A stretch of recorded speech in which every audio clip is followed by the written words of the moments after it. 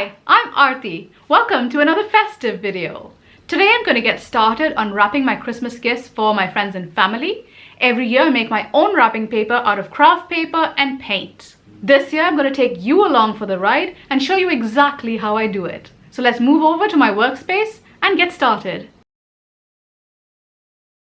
You will need some paint. I'm using gouache paint here, but you could use markers, and a roll of craft paper. Before I begin, I always count out how many sheets I'm going to need. Then I lay out my craft paper using sewing weights to hold it down and cut out exactly the number of sheets that I'll need, measuring out the gift sizes as well.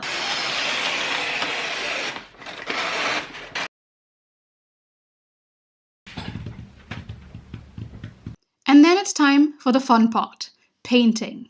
Now, I have a general idea in my head that I want to do Christmassy patterns with maybe a little bit of like a snow feeling on them. So I started out with these brushstroke Christmas trees, and then I decided to spatter some white paint over to simulate the kind of snowy effect. And I did carry this over onto the rest of the designs as well. I didn't really have an idea of the themes I was going to do, but the trees kind of led me on to snowmen, and I did these fun little red scarves on their necks. It was kind of wavy and nice, and it just created an overall pattern. I think this ended up being like one of my favorite patterns that I did this time. The red of the snowman scarves inspired me to do some red Santa hats with some really fluffy white trim on them. And then I also added a white pom-pom, which you'll see later on. At this point, I was pretty invested in the red and white theme that I have going, and obviously I had to do some candy canes. You might notice that I'm being quite casual about applying the details because this is wrapping paper, it's disposable, it's only going to be seen for a few days under a tree, and then it's going to be ripped apart. So I'm making sure it looks really nice, but I'm not being very precious about it. As you can see from this loop-de-loop design, there are little bits that have gone wrong, but this also was one of my favorites, and I might actually turn it into wrapping paper for real. Here's where I kind of ran out of red and white ideas for Christmassy paper, and I moved on to the blue and white, which also really worked well. Then I added some different Christmas trees with a little bit more detail than the previous ones. And of course, I had to do some fun baubles to wrap my niece's presents in.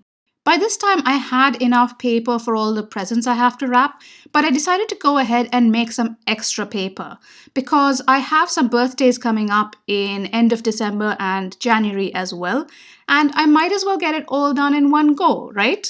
I also use the same craft paper gift wrap to wrap orders when gift wrap is requested, so it'll always come in handy and never go to waste.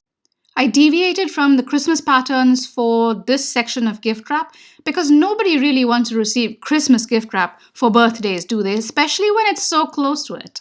So dashes and hearts it is. Don't forget to clean up your workspace after you finish because the spattering does get quite messy. I let my paper dry overnight and then I rolled it just like regular gift wrapping paper, and here are the finished designs. As you can see, I put some spatter over several of the designs so they kind of look very cohesive in not just color, but also in that kind of snowy effect that I wanted to go for. Here's the bauble one that's intended for my niece, and here's the one where I started to deviate from the pattern. This is, of course, the first one that I did, the brushstroke Christmas trees. Here are the other Christmas trees. Next year, I feel like I might do a whole series of different styles of Christmas tree. Of course, the candy canes. And here starts kind of the red and white theme. This is my absolute favorite, the snowman. It has so much movement in it. And so do these Christmas Santa hats. I feel like they turned out really well. The lights, of course, could be used for any season if you changed the color.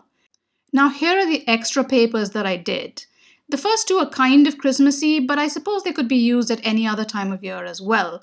But these ones are pretty generic and I could use them for any time of year, gifts, or orders. To finish wrapping my gifts, I have my wrapping paper and a few accessories. The main thing I want to use is this red ribbon and finish it off, but I also have some bias tape and a few other bits. So this is some really nice gold ribbon that I used in previous years and some black and silver ones too. This one would kind of really go well with the craft, but in case I run out of red ribbon, I do have some jute twine in red and green that I can use. Now let's get packing! Any breakable or awkwardly shaped large gifts I always put in boxes, not necessarily the box that it came in, but a box that fits it and maybe can fit some packing material inside it too. I feel like boxes are the easiest to wrap because they have sharp corners, it's easy to bend the paper over them and you can crease it so that it stays in place.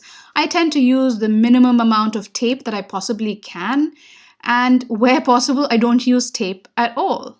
Here I've used a little bit of brown paper tape, which blends in with the craft paper. And there you go, that's the first present wrap. Easy as. Of course, I am going to add the red ribbon on top of it. And once I'm done, because I'm not quite sure what's in the present, I always add a little label so that I know when I add the tags who it is for. I always start my bows by measuring out my ribbon. 4 measures of depth, 2 measures of length, and 2 measures of width. Then I add an approximate extra measure for the bow and a little extra for wastage. Next, I match up the ends of the ribbon I have and find the center point. The center point goes on the middle of the right side of the package, and then you twist the ribbon on the opposite side. I make sure it's holding the sides because I haven't used any tape there, and then hold the ribbon taut and flip over the presents. At this point, you want to make sure that the ribbon ends are even still and adjust if not. Then put each end under the center ribbon, pulling them across.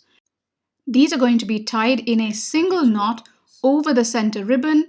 And again, keep your finger on the middle of these ribbon knots because you really need them to be taut so that the package doesn't come apart. Once you've tightened this knot, twist the present around so that the bow is facing away from you. Create a single loop, loop the ribbon around that, and pull the second section through. If you didn't quite catch that, just slow down the video and watch it again. It really is just that simple. With satin ribbon like this, it's always nice to curl the ends, and you use one side of a scissor and pull with tension to create that lovely little curl. It just adds that something extra, which means that you really put in time and effort into wrapping this present when you give it to someone. A little fiddle faddle to make sure that the ribbon sits right, and there you are, ready and wrapped. Isn't that pretty? Not every gift can be put in a box, and some of them, like this frisbee that we got for our dog, can simply be wrapped by just wrapping paper straight over it, just like a paper bag. All it needs is a little bit of tape on the top and the sides, and voila, you are done wrapping a weird frisbee. And then sometimes your wrapping paper is just too small to fit the ginormous box that fits the present in it. But all you need to do is wrap the present diagonally. Most often, the paper will be just enough to wrap in this manner. As you can see, I'm folding the sides and then folding down the top end so that it looks neat and tidy as well. That one worked out pretty well. Here's another awkwardly shaped gift with lumps and bumps, but you don't really need to put it in a box because when you wrap it like this, the lumps and bumps end up being on the back of the parcel and the front is nice and smooth. One of the last things that I do is take off any tape that I have where it's not needed. So when my sister opens this present, for example, it'll just open up when she undoes the ribbon. Some presents with longer sides do tend to need a little bit of tape, and I usually use paper tape that blends in with the craft paper. I didn't really use tape on most of the presents, so they're all right. But this big one I did, but because the ribbon is wrapped nice and tight, I don't really need any tape on that either. For my final touch, I'm using these paper tags that I've had for years and years and years. I think they came in a pack of like 100 or 200, and I've been using them ever since. I'm using a Tombow brush pen marker to just add a little heart, and just our initials because it's only family and they all know who it's from. I will add the recipient's name on the other side of the tag. Look at all the beautiful prezzies. I actually really love giving beautifully wrapped presents. It's one of my favorite things is to see somebody's face when they open it up and see what I've chosen for them with love and with care. And that is the best feeling in the world. Not all of these presents are expensive, but they are given with a great deal of love and affection. And I really, really hope that they love what I've got for them. Oh, that was so much fun to make those papers and to wrap my gifts. I can't wait to give them to my friends and family. They are the sort that will rip the packaging off, so all that hard work will be gone in 2 or 3 seconds. But really, it's the thought that counts, isn't it? So it's worth all that effort. If you got into the festive spirit with me and made your own wrapping paper, leave a comment down below and tell me what pattern you used and how you made it. I will also link my gift guide video here for you to watch. Thank you so much for watching. Have a very happy festive season. See you in my next one. Bye.